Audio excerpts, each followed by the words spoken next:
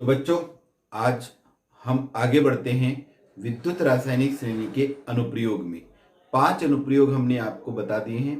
5वां अनुप्रयोग जो मैंने आपको बताया था कि बहुत इंपॉर्टेंट है, उसमें मैंने आपको ध्यान होगा ये बताया था कि जिन धातुओं का मानक अपचयन विभव अधिक होता है वे कम सक्रिय होते हैं और जिनका कम होता है वे अधिक सक्रिय होते हैं और ऊपर स्थित होते हैं, तथा जो अधातु होती हैं जिनका मानक अपचयन विभव कम होता है वे अधिक सक्रिय होती हैं। इनमें धातु और अधातुओं में उल्टा होता है, तो हमें ये ध्यान रखना पड़ेगा। ठीक है, तो हम 6ठा नंबर लिखते हैं।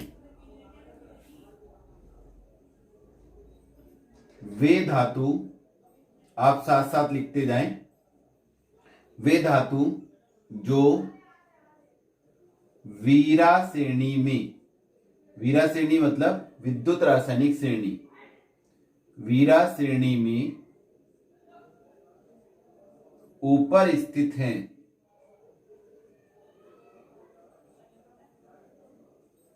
नीचे स्थित धातु को, नीचे स्थित धातु को उसके लवण से विस्थापित कर देते हैं, उसके लवण से विस्थापित कर देते हैं।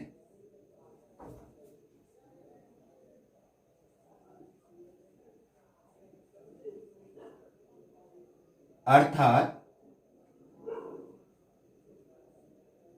ऊपर स्थित धातु का मानक अपचयन विभव कम है और यह अधिक सक्रिय है, अधिक सक्रिय है। तो इस पे हमें किस प्रकार से प्रश्न पूछा जाएगा? पहला प्रश्न हम करते हैं, इन धातुओं में, इन क्रियाओं में कौन सी क्रिया संभव है?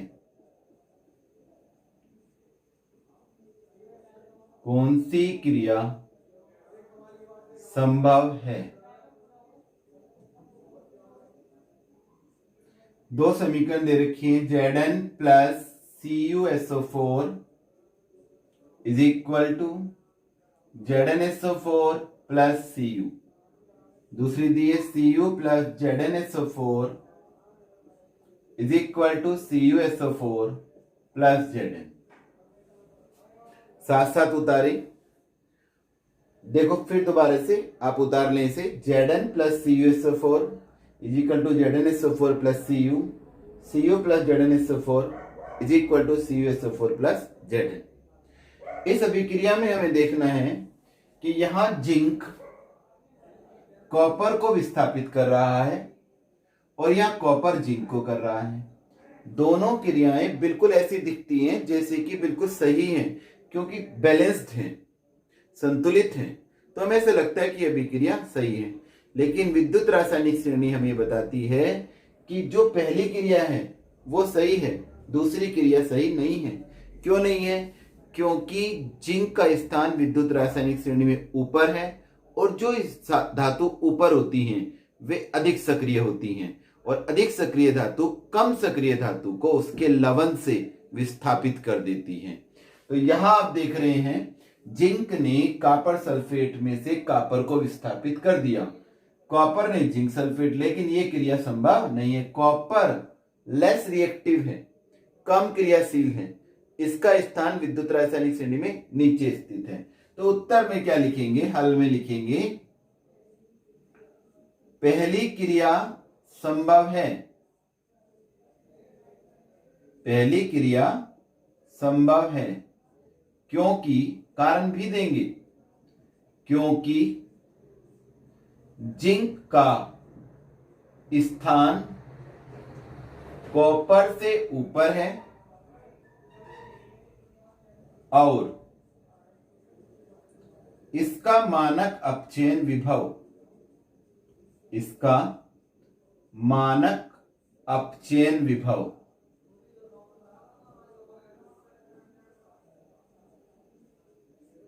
कम है, इसलिए यह अधिक क्रियाशील होने के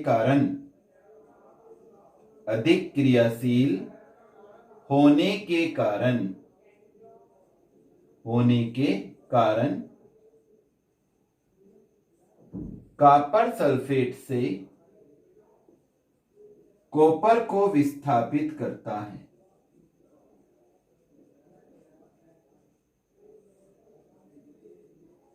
और यहां हम वो समीकरण भी देंगे जो कैसी है, संभव है।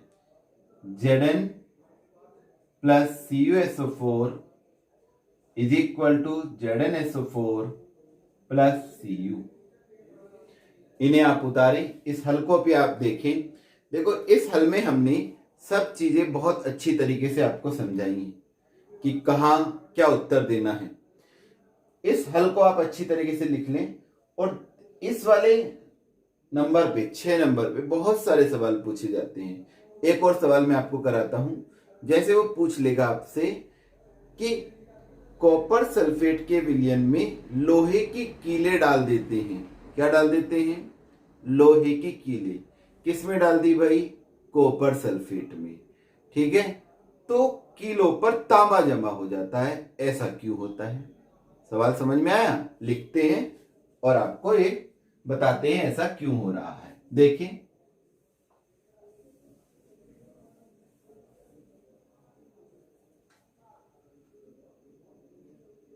कॉपर सल्फेट के विलयन में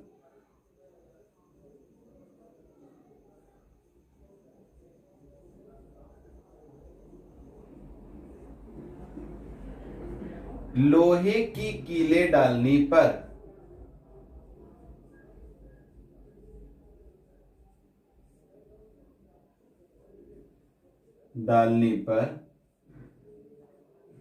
उन पर, किन पर? कीलों पर तांबा जमा हो जाता है।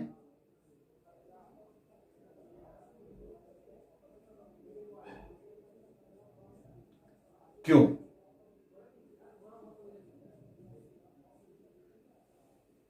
उत्तर देखिए।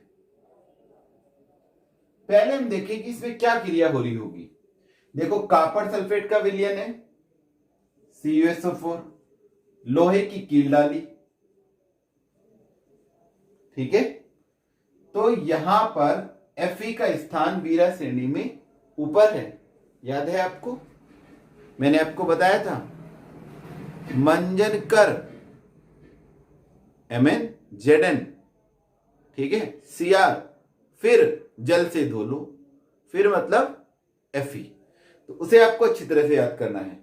जो आपको टेक्निक बताई गई है उसे आप 2-3 बार पढ़ेंगे तो आपको अच्छी तरह से याद हो जाएगी। उस वीडियो को आप एक बार और देख लें कि किस प्रकार से हम विद्युत रासायनिक श्रेणी को याद करते हैं। ठीक है, उसे आप जरूर देख लेंगे। तो यहां आप देख रहे हैं कि Fe ने कॉपर को स्थापित कर दिया, तभी तो कॉपर जमा होगा ना भाई। कॉपर मुक्त होगा तो जमा होगा। तो जो मुक्त कॉपर है ये कहां जमा हो जाती है? लोहे की कीलों पर जाकर। आप अगर अपने घर पे चाहें तो कॉपर सल्फेट का विलयन नीले थोते के नाम से आपको बाजार में भी मिलता है। आप उसे ले आएं और कीले लाएं बाजार से, बिल्कुल नई कीले जिन पे पहले से जंग नहीं लगी हो, और इन कीलों को आप उस कॉपर सल्फेट के विलयन में डाल के छोड़ दीजिए। आप देखेंगे अगर आपने रात में डाल के छोड़ दिया है तो जब आप सुबह देखेंगे तो सुबह उन कीलों पर थोड़ा सा तांबा जमा दिखाई देगा आपको। और एक और बात, ऐसा भी हो सकता है कि जो आपका कलर है उस विलयन का वो कुछ हल्का सा ग्रीनिश हो जाए। कारण क्या है? कॉपर सल्फेट का जो कलर होता है वो ब्लूइश कलर होता है, नीला, और फेरस सल्फेट का हरा होता है। तो धीरे धीरे ये उस विलयन को ग्रीनिश कलर में भी चेंज करता है। तो जितनी भी क्रियाएं देखो होती हैं संसार में, जितने भी परिवर्तन हो रहे हैं, उन परिवर्तनों में फिजिक्स और केमिस्ट्री का एक खेल है। परिवर्तन अगर भौतिक है तो फिजिक्स है, और अगर रासायनिक परिवर्तन है तो वो केमिस्ट्री है। ठीक है, तो ये हो गया यहाँ पे, ये कॉपर जमा हो गया। तो हम उत्तर में क्या लिख देंगे, उत्तर में हम लिख देंगे Fe का स्थान कॉपर से ऊपर है, अतः Fe का मानक अपचयन विभव, मानक अपचयन विभव कम है और यह अधिक क्रियाशील है।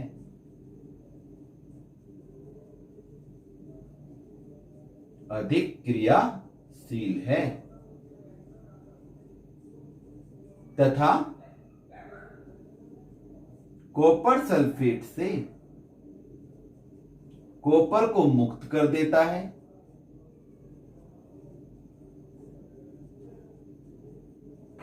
यह कॉपर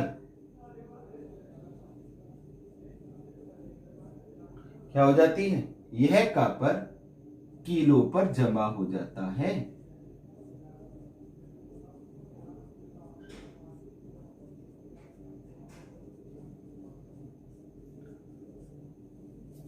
ठीक है, आसान प्रश्न। इस पे बहुत सारे प्रश्न पूछे जाते हैं। एक सवाल पूछेंगे, तांबे की छीलन को सिल्वर नाइट्रेट के विलयन में डुबो देते हैं। आप इसे उतारिए। ठीक है, देखो आपको हमारे साथ साथ वीडियो में से उतार लेना है, आपके नोट्स भी बनते चले आएंगे तथा जो हम आपको क्वेश्चन बता रहे हैं उन क्वेश्चंस को आप संबंधित पुस्तकों में देखने की कोशिश करें। उनसे रिलेटिव क्वेश्चन आपको मिलेंगे तो आप उन्हें कर पाएंगे।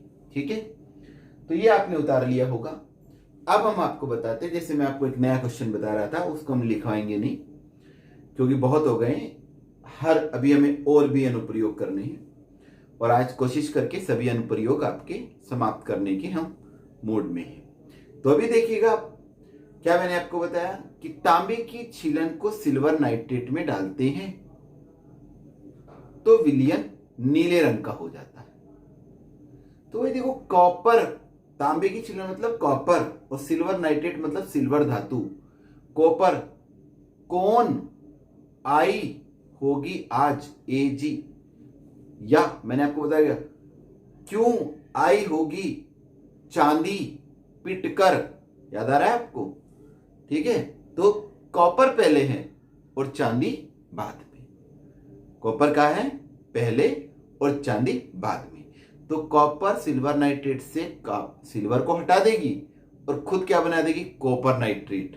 और कॉपर नाइट्रेट कैसा कलर देता है, नीले रंग का, इसलिए विलयन का रंग कैसा हो जाएगा, नीला हो जाएगा। क्लियर हो गया। उत्तर में हम लिख देंगे कॉपर का स्थान सिल्वर से ऊपर है, अतः कॉपर का मानक अपचयन विभव कम है और यह अधिक क्रियाशील है तथा सिल्वर नाइट्रेट AgNO3 से सिल्वर को मुक्त कर देता है। इसको मुक्त कर देता है, सिल्वर को।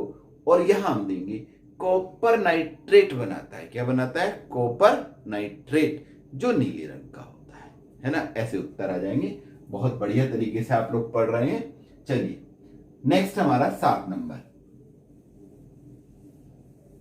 7 नंबर क्या है, 7 नंबर है हमारा अधातु के बारे में। वे अधातु नॉन मेटल जो वीरा श्रेणी में नीचे स्थित है, उल्टा होगा बिल्कुल धातुओं से, वीरा श्रेणी में नीचे स्थित है, अर्थात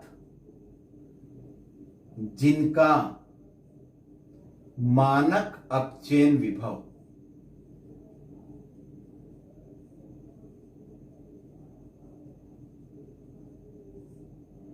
अधिक होता है।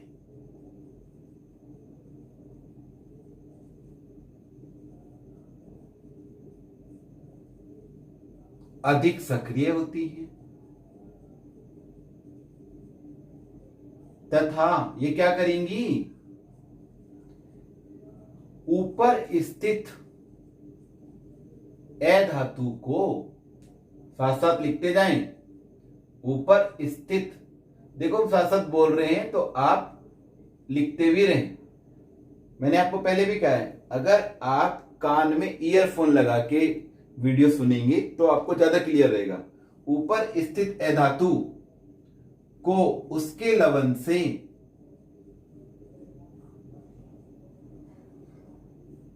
विस्थापित कर देती है।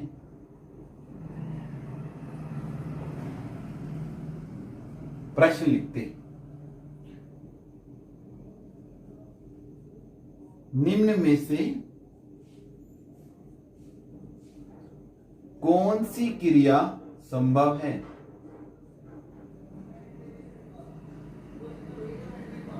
कौन सी क्रिया संभव है? 2 KCl plus I2, 2 KI plus Cl2। दूसरी है 2 KI plus Cl2, 2 KCl plus I2।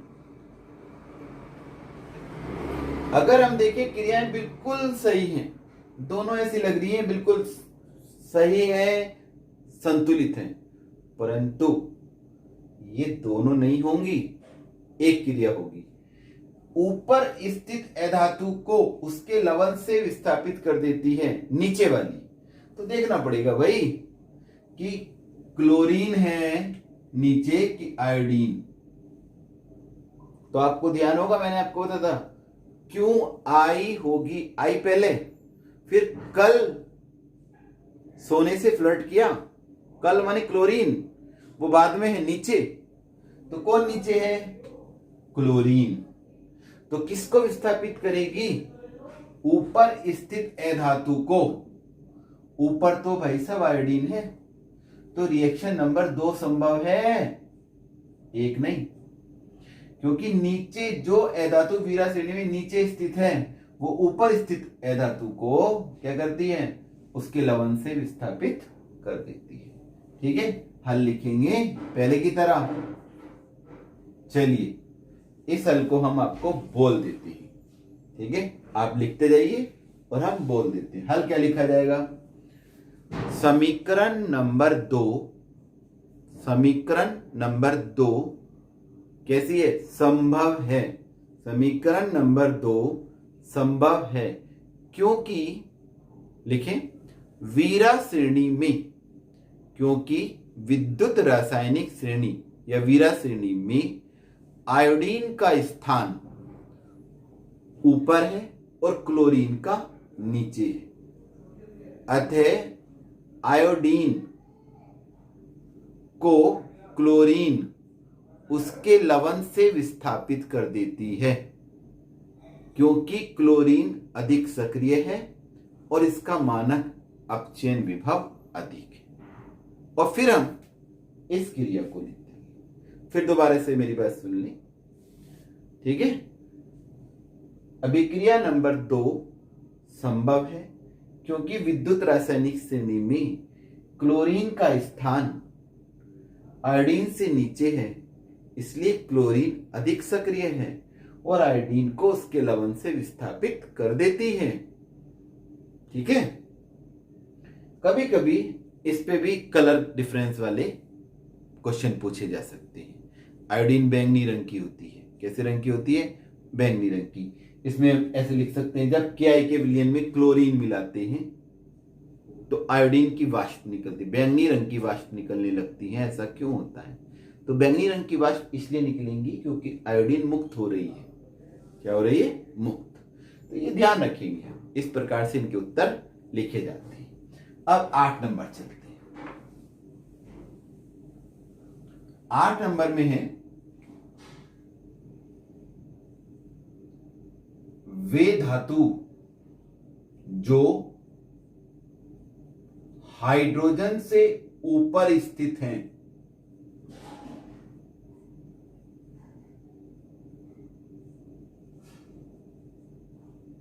कैसे? हाइड्रोजन से अम्लों से क्रिया करके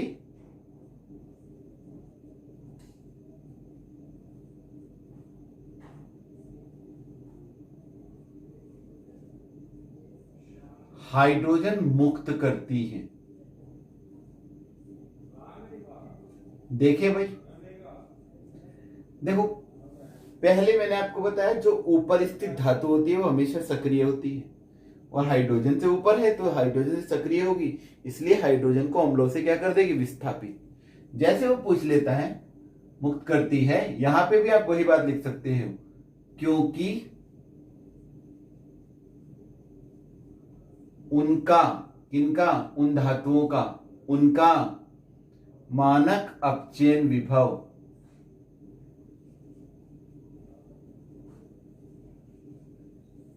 कैसा होता है, अपचयन विभव कम होता है, और वे धातु अधिक सक्रिय होने के कारण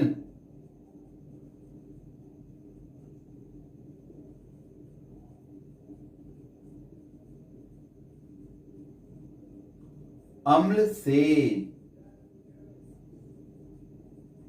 हाइड्रोजन मुक्त करती है।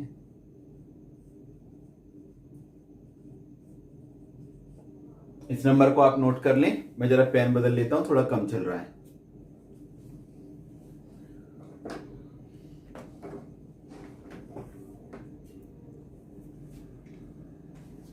हाँ जी, अब देखिए, जैसे मैं लेता हूं जिंक, H2SO4 के साथ क्रिया कर रही है भाई, जिंक सल्फेट प्लस हाइड्रोजन, क्रिया हो जाएगी, पक्का हो जाएगी, क्योंकि हाइड्रोजन का स्थान जिंक से नीचे है, जिंक ऊपर है, क्लियर। जिंक की क्रिया HCl के साथ रिएक्शन हो जाएगी, बिल्कुल हाइड्रोजन मुक्त हो जाएगी, क्योंकि HCl एक अम्ल ही है। जिंक की क्रिया HNO3 के साथ क्रिया हो जाएगी पक्का, क्योंकि HNO3 एक अम्ल ही है, हाइड्रोजन मुक्त हो जाएगी, क्रिया संभव। लेकिन अगर कॉपर आ जाए, H2SO4 के साथ कराओ या HCl के साथ कराओ, HNO3 के साथ, किसी भी अम्ल के साथ क्रिया कराओ तो क्रिया ना होगी। सिल्वर की क्रिया कराएं तो नहीं होगी।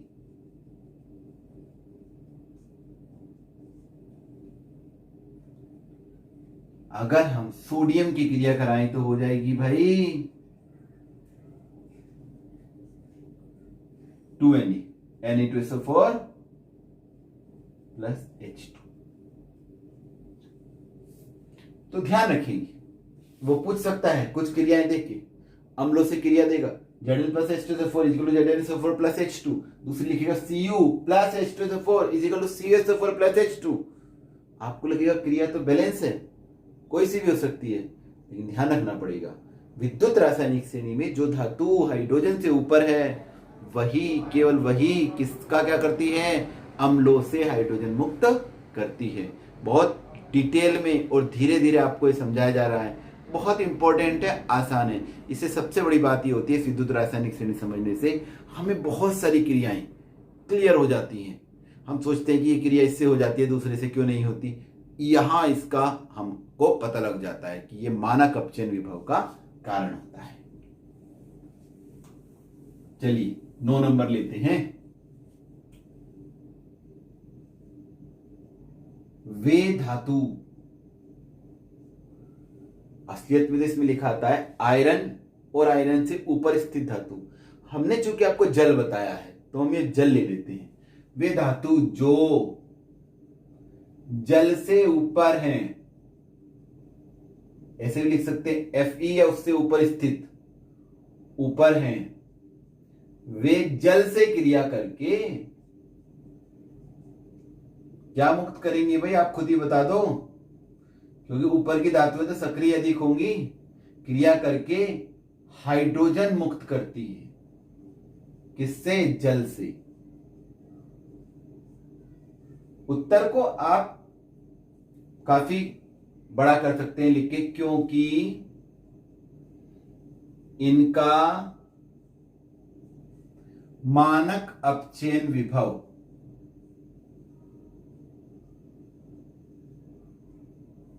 कम होता है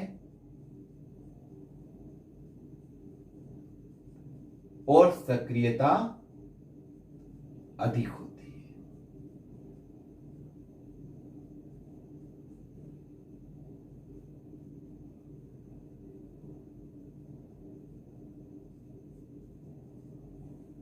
देखें,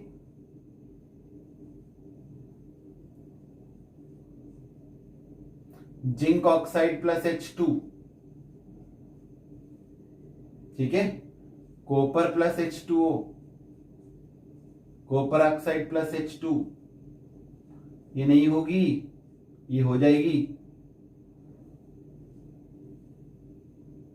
क्यों हो जाएगी ये क्रिया? क्योंकि मैंने आपको बताया था जिंक का स्थान ऊपर है, मंजन कर फिर धो लो जल से, मंजन, जन माने जिंक, और ये तो कॉपर है भाई, कॉपर तो बहुत नीचे है, मंजन कर फिर धो लो। उसके बाद तो हम फिर पूछे क्यों, क्या पूछते हैं हम? क्यों। जब हम क्यों पूछते हैं तब कॉपर आता है, ठीक है। तो इसमें हम लिख देंगे विद्युत रासायनिक श्रेणी में जिंक का स्थान जल से ऊपर है और मानक अपचयन विभव कम है, इसलिए जिंक अधिक सक्रिय। वो आपसे ऐसे पूछ सकता है कि यह क्रिया संभव क्यों नहीं है, तो आप लिख देंगे क्योंकि इसका स्थान नीचे है और मानक अपचयन विभव अधिक है और ये कम सक्रिय होने के कारण जल से हाइड्रोजन मुक्त नहीं करती है। इस प्रकार से हमें इसके उत्तर देने होते हैं, ठीक है। उतार लीजिए। और ये जो मैं आपको कभी कभी एग्जाम्पल के बोल के बता देता हूं, ये भी आप हल्के से रफ में नोट करके फिर इसे पूरी फेयर कर लीजिए। जो हम आपको बोल के बताते हैं, देखो वीडियो में आपको वीडियो देखना इसीलिए अनिवार्य है, हम बहुत सारी बातें मुंह से कह जाते हैं, तो उसके लिए जैसे कॉपी होती है ना, मैं आपको बताऊं, ये कॉपी आप लिख रहे हैं, पहली बात तो आप जब यहां लिखते हैं तो आप रफ कॉपी में लिखते होंगे, लेकिन अगर फेयर में भी लिख रहे हैं तो कॉपी में इधर हाशिया होता है, ये ऐसे कॉपी रहती है पन्ना, तो इधर आप लिख रहे हैं, तो अगर कोई भी बात हम लिखे तो यहां फटाफट नोट कर लो। हाशिए इसीलिए होते हैं कि जो आवश्यक बात है उसे हम जल्दी जल्दी लिख के यहां नोट कर लेंगे। इस तरह का क्वेश्चन भी आ सकता है। चलिए आगे बढ़ते हैं। 10 नंबर,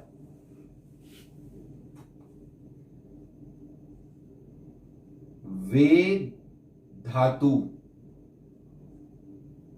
जो कॉपर से नीचे स्थित हैं, इससे कॉपर से,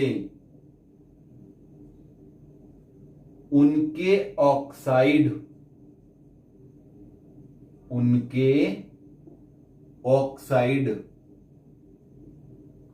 गर्म करने पर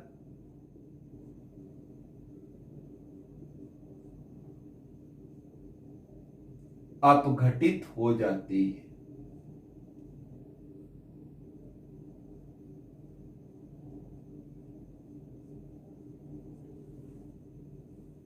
कैसे?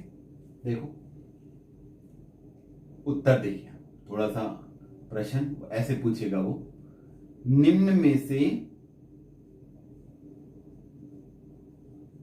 कौन सी क्रिया संभव है?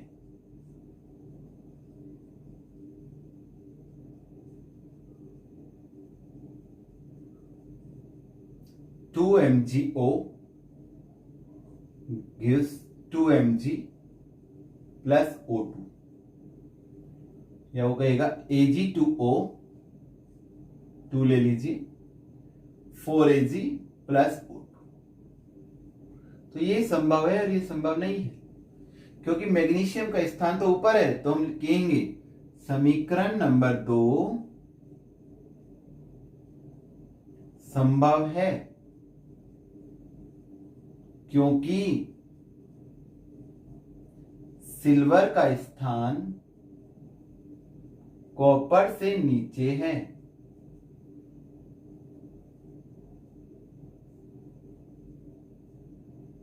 अतः सिल्वर ऑक्साइड गर्म करने पर अपघटित हो जाता है।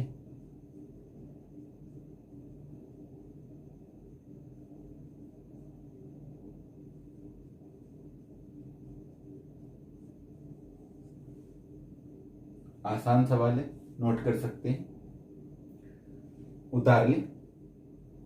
अब 11 नंबर देखें। उतार लें जिन्होंने उतारा नहीं है। देखो, पूरी वीडियो देखनी चाहिए और एक एक चीज, इसीलिए मैं कहता हूं कि आप वीडियो देखें, साथ में कॉपी पेंसिल रखें और लिखते चले जाएं। और जब एक बार लिख लें तो उसे पढ़ें और फिर एक बार वीडियो देखें। देखो, कुछ भी करने के लिए आपको थोड़ा समय तो देना ही पड़ेगा। आप अगर विद्यालय में पढ़ते हैं तो पौने घंटे का समय होता है। यहाँ तो हम आपको 30-35 मिनट की वीडियो दे देते हैं। वहां आपके पास समय भी कम होता है, लेकिन यहाँ आपके पास शाम का भी समय है। आपने सुबह वीडियो देख ली, फिर नोट्स बना लिए, रात को फिर एक बार वीडियो देख लो तो आपको बिल्कुल क्लियर हो जाएगा। इतने आप थोड़ा सा कॉपी किताब जो आपके पास है उसमें से भी पढ़ सकते हैं तो आपको क्लियर होंगी चीजें। और अगर कोई आपको प्रॉब्लम आती है तो हम आपको बता ही देते हैं कि आप तुरंत हमें मैसेज कर दो और हम उसकी प्रॉब्लम आपको सोल्व करते हैं। ठीक है, आगे बढ़े।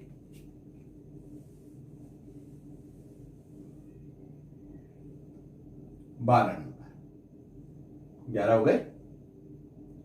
12 नंबर में क्या है? वे, देख लेना 11 हुआ है, 12 नंबर हो सकता है आगे पीछे हो रहा थोड़ा सा। वे धातु जो ऊपर होते हैं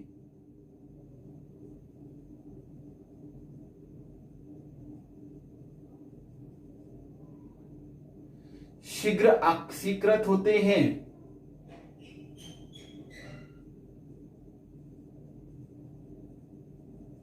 और एनोड बनाए जाते हैं।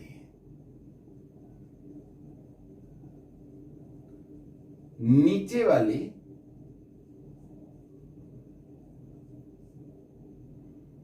शीघ्र अपचयित होते हैं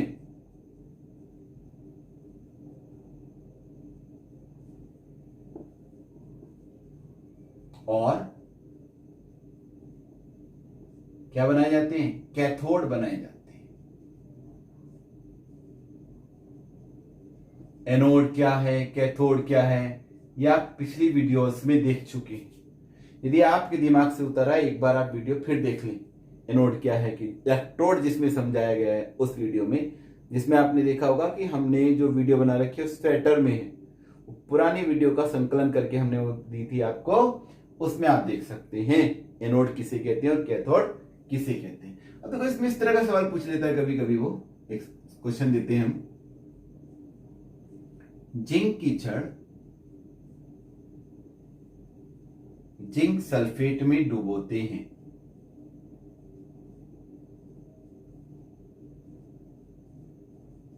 और कॉपर की छड़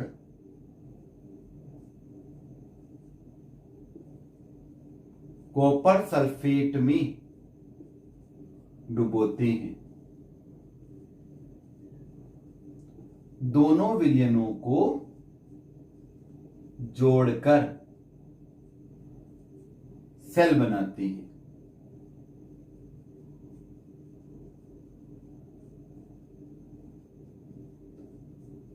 होने वाली क्रियाएं लिखिए।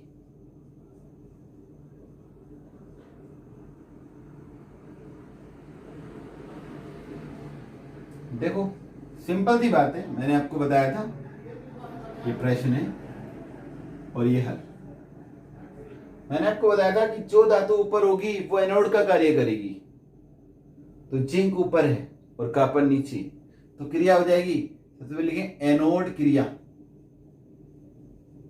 जिंक का ऑक्सीकरण करना है, जिंक लीजिए और उसकी इलेक्ट्रॉन बाहर निकाल दीजिए, 2 इलेक्ट्रॉन। जिंक द्विधनावेशित आयन बनाता है। अब कॉपर आयन होगा, कैथोड की क्रिया देखिए, कैथोड पर अपचयन दिखाना है तो कॉपर आयन लीजिए और उसे 2 इलेक्ट्रॉन दे दीजिए, कॉपर। ये सॉलिड, ये एक्वस होता है। एक्यू का मतलब होता है कि विलियम के अंदर है। ये ऑक्सीकरण की क्रिया है, ऑक्सीडेशन, और ये रिडक्शन की क्रिया। और किसी सेल में यही 2 क्रिया होती हैं, ऑक्सीकरण और अपचयन। क्योंकि ऑक्सीकरण वाला जो हमारा इलेक्ट्रोड होता है उसे एनोड कहते हैं और ऑक्सीजन वाले को कैथोड कहते हैं। इस प्रकार से क्रिया हो जाती है। तो ये विद्युत रासायनिक श्रेणी के बारे में मैंने आपको बहुत सारी बातें बता दी हैं। कुछ आप अपनी पुस्तकों से पढ़ लेना अगर कुछ रह गया हो। आज के लिए आपके लिए इतना ही। थैंक यू, धन्यवाद। आप अपने घर में रहिए, सुरक्षित रहिए।